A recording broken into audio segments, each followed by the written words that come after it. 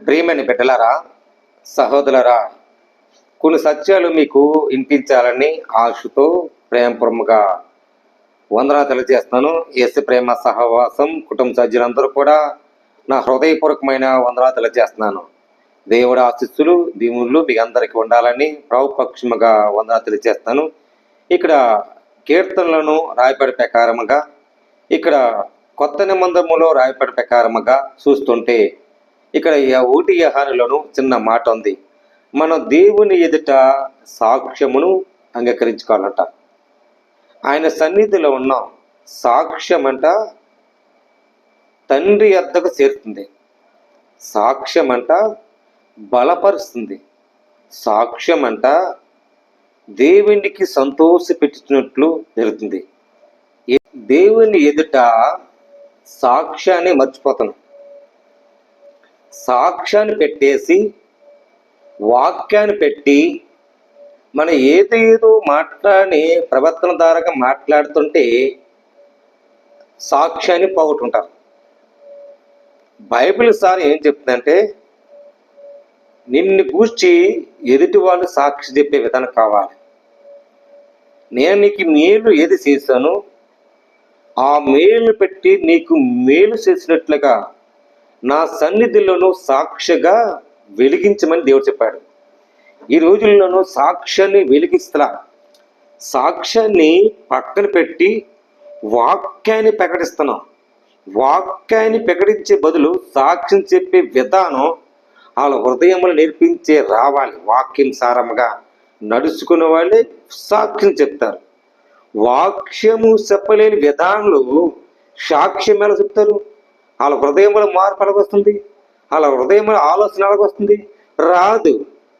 వాక్యములనే సాక్ష్యం చెప్పే విధానం. వాక్యము అంటే సాక్ష్యము అమూల్యమైంది. ఇక్కడ 1 యోహానులోకి వెళ్తే 5, మరి అక్కడ క్రీస్తుని యేసు నమ్ముని వారు దేవుని మూలంగా పుట్టి ఉన్నారు కాదు. మీరు క్రీస్తు యేసు నందున వారు దేవుని మూలముగా పుట్టినవారు. 5 మొదటి వచనంలోకి వెళ్తే, క్రీస్తు యేసే క్రీస్తును ఉన్నాడని నమ్మిని ప్రతి వారు దేవుని మూలక పుట్టి ఉన్నారు. పుట్టించిన వారిని ప్రేమించు. మనం దేవుణ్ణి మనం పుట్టించాడు, నువ్వు అన్న ప్రేమించు. ఈ వాక్యం ఏం చెప్పిందండి? దేవుడి మూలంగా పుట్టి ఉన్నాడు కనుక మరి పుట్టిన వారిని ప్రేమించు.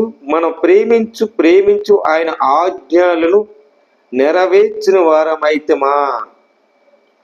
ఈ రోజులు వాక్యం ఏం చెప్తుందంటే, నెరవేర్చినట్లుగా వాక్యము ప్రేమించు.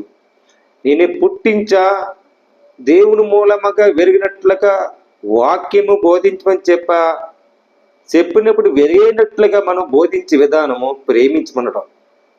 ఈ వాక్యం ఏం చెప్తుందంటే, దేవుణ్ణి ప్రేమించు, ఆయన ఆజ్ఞలు తెలుసుకో. దేవుణ్ణి ప్రేమించు, ఆయన ఆజ్ఞలు నెరవేర్చు. దేవుణ్ణి ప్రేమించు, దేవుని ఆజ్ఞలకు నెరవేర్చే వరకు సాక్ష్యాన్ని చెప్పు. ఇది దేవుడు కోరుకుంటున్నాడు. ఈ 1 యోహాను 5లో ఇక్కడ మొదటి వచ్చేలాగా వెళ్తే, మరి దేవుణ్ణి అక్కడ చూడండి, మనం ఆయన ఆజ్ఞలు గైకొన్నట్టే దేవుని మూలముగా పుట్టిన వారము అందరం. లోకములకు జయించదురు, లోకములు జయించిన విజయాలు మన విశ్వాసమని యేసును దేవుని కుమారుడు నమ్ముతున్న వారు తప్ప లోకములు జయించిన వారు ఎవరు? మరి ఎవరు ఉన్నారు? ఇక్కడ యోహాను పడుతున్నాడు. లోకములో వేసిన వారు జీవించిన తరక రాయండి. దేవుని విశ్వాసంలో పుట్టిన వారు ఉందన్నారు కదా, రాయండి. కనుక నీళ్లు బాప్తిస్మం ఇస్తున్నాడు యోహాను భక్తుడు. ఆనాడు ఇక్కడ ఏముందండి? నీళ్ళతో రక్తముతో వచ్చెను, ఆత్మతో సత్యముతో. కనుక సాక్ష్యం ఇచ్చిన వాడు ఆత్మయే. సాక్ష్యం ఇచ్చినవాడు ఏం చేస్తాడండి? ఆత్మయే పలకినవాడు. ఆత్మ ఏం చేస్తుందండి? సాక్ష్యాన్ని నేర్పిస్తుంది. సాక్ష్యం ఏం చేస్తుంది? దేవుని ప్రేమించిన మూలముగా కుమారులకు ఉంటారు. ఇది ప్రభు చెప్పింది. దేవుని కుమారులకు ఎంచబడిన వాళ్ళు ఏం చేస్తారు? ఆయన వారసులకు ఉంటారు. ఈ లోకానికి ఎంతోను అత్యతి కుమారుడుగా ఉండి ఈ లోకాన్ని జయించే విధానము యేసుక్రీస్తు ఎలాగా భూమి మీద జన్మించి వచ్చి మన కోసం త్యాగం చేశాడు అని అంటున్నాడు. ఆత్మయు నీళ్లును రక్తమును ఈ ముగ్గురు ఏకమించి ఉన్నారు, మనుషులకు సాక్ష్యముకు అంగీకరిస్తున్నారు కదా. దేవుడి సాక్ష్యముకు మరి బలమైంది. దేవుడి సాక్ష్యం అంట బలమైందంట, వాక్యము కాదు. వాక్యము ఎంతమంది ఎంత చిన్న కురడ చిత్ర వాక్యము.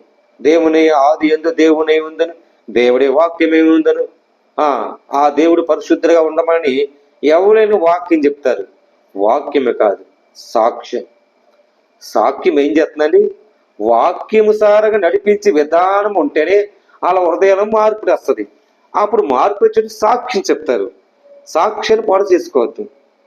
దేవుని సాక్ష్యము ఆయన కుమారుడు గుచ్చి, దేవుని కుమారుడు విశ్వాసం ఉంచినవాడు తనతో తాను సాక్ష్యము కలిగి ఉండాలట. ఉండి దేవుని నమ్మిన వారు ఆయన తన కుమారులు ఇచ్చి సాక్ష్యముకు నమ్మలేదు కనుక దేవునికి అబద్ధికులుగా చేసేవాడు. దేవునికి అబద్ధికులుగా చేసేవాడు చాలా మంది ఉన్నారు. అబద్ధాల సాక్షులు చెప్పేవాళ్ళు ఉన్నారు, అబద్ధాల సాక్ష్యాలు నడిపించే వాళ్ళు ఉన్నారు, అలా బైబిల్ గురించి బోధించే వాళ్ళు ఉన్నారు. కాదు, వాక్యం ఏం చెప్తుందంటే సాక్ష్యం నమ్మలేదు కానీ అతను దేవుని అబద్ధులుగా చేసేవాళ్ళు. ఆ సాక్ష్యము దేవుని మనకు నిత్యమును. సాక్ష్యం ఏం చేస్తుందండి? దేవుడు మనకు నిత్యమును జీవమును దయచేసాను. జీవమును దయచేసినట. ఆ జీవమును ఆయన కుమారులకు ఉన్నది. దేవుని కుమారులకు అంగీకరించిన వారికి, జీవం గలవాడుకు దేవుని కుమారులకు అంగీకరిస్తారంట. జీవము లేని వాడు ఏం చేస్తారండి? దేవుని కుమారులు నా యందు విశ్వసించినారు, మీరు నిత్యమైన జీవకల్మగారగా తెలుసుకుందరు.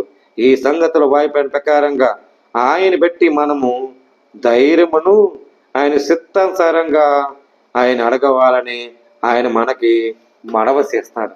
చిత్తానుసారంగా వాక్యము చిత్తానుసారంగా దేవుని చిత్తంగా నడవండి చెప్పాలి. మన ఏది బట్టి మనం ఎట్టకారంగా నవ్వుటకారంగా వాక్యము కాదు బోధిస్తాం. సత్యాన్ని చెప్పండి, సత్యాన్ని నడిపించండి. ఆయన దేవుని కుమారులు మన కోసం ప్రాణం పెట్టాడు. ఆయన నీతిమంతు యథార్థమంతుడు. ఆయన ఎలా నడుచుకోవాలి? ఈ లోకయాస నేత్రాస దేవగంధాలు కొన్నాళ్ళే మనం జీవించినా రేపొద్దున ఎక్కువగా దేవుని కుమారులుగా ఆయన జీవము ఉన్నది, జీవము దయచేసేవాడు అని విధానము మనలో ఉన్న భావము వాక్యము చెప్తేనే వాళ్ళు సాక్ష్యం చెప్తారు. అదే దేవుని ఎదుట సాక్ష్యము ఇచ్చేవాడు, సాక్ష్యం అంగీకరించిన వాడు ఇలా నడవాలి. తిరిమెట్టరా ఈ విషయం మనంతా తెలుసుకోవాలని ప్రభు పేరట మీరందరికీ వందనాలు తెలియజేస్తున్నాను. దేవుడి మాటలు దీవించి ఆశ్రయించిన కాక ఆమె. ప్రార్థన చేద్దాం. అందరూ కళ్ళు మూసుకోండి. ప్రేమగల తండ్రి, కృపగల దేవాడి స్తోత్రాలు. వాక్యము కంటే సాక్ష్యం బలమేది. వాక్యము కంటే సాక్ష్యం ప్రభా అయా జీవము అంగీకరిస్తున్నాను తండ్రి. నాయన నిత్యముతో మేము అంగీకరిస్తున్నాను తండ్రి. అయా సాక్ష్యం ఎంతో శక్తిమైంది ప్రభా. సాక్ష్యం మీలో సన్నిధులు సప్పాలని ఆశపడుతున్నాను నాయన. ఎవరిలో ప్రభు ధైర్యం లేక సపోర్ట్ లేక అంగీకరిస్తున్నారు, అలా సాక్ష్యముతో అంగీకరించి సపోర్ట్ తెచ్చి నీ సహవాసం ధరింపచేసి మంచి మేలు సాక్ష్యం నిలబెట్టుకొని ఈ చిన్న ప్రార్థన నీ అంగీకరించి నీ సాక్ష్యం నిలబెట్టుకోమని యేసయ్య పరిశుద్ధాత్మ బయట నా పరమ తండ్రి ఆమేన్. ప్రైజులండి. అందరికి వందనాలు. యేసు ప్రేమ సహవాసం కుటుంబ సజ్జనందరూ కూడా పేరు పేరును కూడా వందనాలు తెలియజేస్తున్నాను. ఆమేన్.